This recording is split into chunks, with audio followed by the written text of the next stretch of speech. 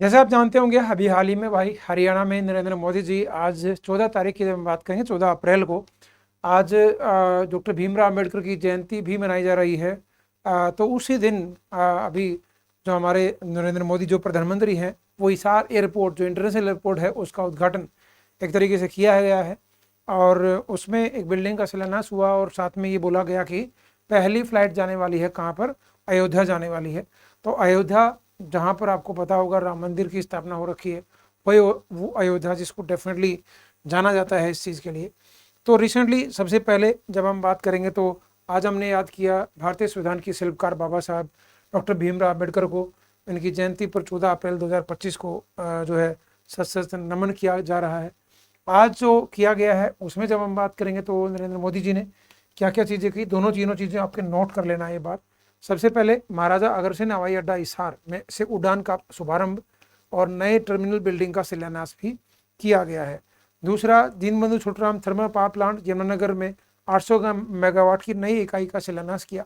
इससे पहले 600 मेगावाट की दो इकाइयाँ थी, यहाँ पर 300 मेगावाट की दो इकाइयाँ थी, ठीक है। लेकिन उसमें से वो इकाइयाँ लगभग बंद ही रहती थी।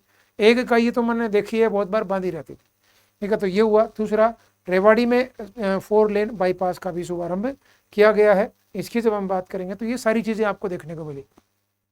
तो रिसेंटली नरेंद्र मोदी जी ने जो कहाँ पर हुआ है, ये हिसार में, तो हिसार से इसकी शुरुआत हुई है।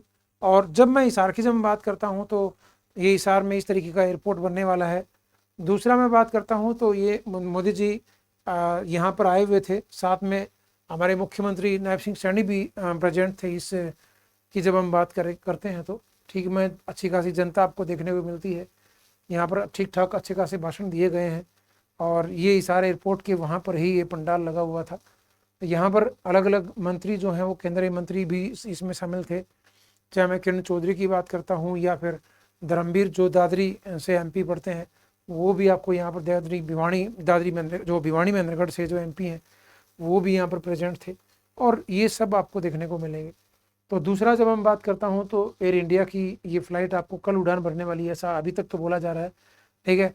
और जब मैं बात करता हूँ हमारे यहाँ एयरपोर्ट के मामले में, जब हम बात करेंगे तो एयरपोर्ट सबसे बड़ा एयरपोर्ट है ये जो महाराजा अग्रसेन एयरपोर्ट, हरियाणा का सबसे बड़ा एयरपोर्ट, जिसके जो लगभग 7,000 एकड़ भूमि पर इसका विस्तार है। इसके अलावा हरियाणा में 2 एयरफोर्स के एयरपोर्ट भी हैं, जो अम्बाला में 1948 में स्थापित हुआ था और 64 में स्थापित हुआ था सिरसा में। तो सिरसा और अम्बाला में 2 एयरफोर्स में भी जो एक तरीके से एयरपोर्ट भी पहले से इस्टेब्लिश है यहाँ। दूसरा मैं बात कर रहा हूँ, रिसेंटली अभी एक हाल ही में मिनी एयरपोर्ट भी बनाया जाएगा महेंद्रगढ़ में, जो NH 152D पर बनेगा, 152D पर। वही जब 800 मेगावाट की नई थर्मल पावर प्लांट यूनिट लगाने की बात करता हूँ तो इस तरीके की जो यूनिट है, ये यूनिट पहले भी यहाँ पर इस्टेब्लिश है। जब हम इस यमुनानगर की जब हम बात करते हैं तो यहाँ पर ये लगाई गई है। इस तरीके से हम बात करेंगे तो हमारे हरियाणा की सबसे बड़ी जो कोयला से बिजली बनती हो तो वो सबसे बड़ा प्लांट है झाड़ली में, जिसकी क्षमता लगभग आपको पड़ती है 1500 मेगावाट के आसपास। 1500 मेगावाट इसकी कैपेसिटी है, जिसको बोलते हैं Indira Gandhi super thermal power project. Recently एक जो सबसे पहली थर्मल पावर प्रोजेक्ट परियोजना है वो है पानीपत थर्मल पावर प्रोजेक्ट, 1979 में जिसकी स्थापना की गई थी। उसको 2 साल पहले सरकार ने बंद करने का निर्णय लिया है, तो आहिस्ता आहिस्ता उसको बंद किया जाएगा। लेकिन उसकी क्षमता भी लगभग 1387 मेगावाट के आसपास है, ठीक है। तो ये याद रखिएगा। रिसेंटली एक और जो है घोषणा हुई थी, हिसार में ही 800 मेगावाट का एक प्लांट लगाया जाएगा, खेदड़ में ही, जो पहले से ही 1200 मेगावाट का प्लांट वहाँ से है। 12 जो खेदड़ हिसार में आपको पड़ता है, Rajiv Gandhi thermal power plant के नाम से उसको आप जानते हैं, ठीक है। तो रिसेंटली चौधरी छोटूराम जो थर्मल पावर प्लांट में 800 मेगावाट की यूनिट और लगाई जा रही है। तो इस तरीके से ये अभी हाल ही में आज की खबर है जो आपके लिए वेरी वेरी इंपॉर्टेंट रहने वाली है। और यदि आपको इस सेशन अच्छे लगते हैं, सेशन को लाइक शेयर जरूर कर देना, चैनल सब्सक्राइब कर देना। मैं हरियाणा में जो नई खबरें आती हैं उसको मैं लेके आता रहता हूँ। और यदि आप तैयारी कर रहे हो बेटा, हरियाणा जीके पढ़ना चाहते हो मेरे पास, और इसमें आपको थ्योरी प्लस MCQ पढ़ना चाहते हैं, तो केवल 97 रुपीज़ में गुरु मंत्र ऐप पर आपको ये बैच अवेलेबल हो गया है, शुरू हो चुका है। इसमें 2 क्लास हो चुकी हैं।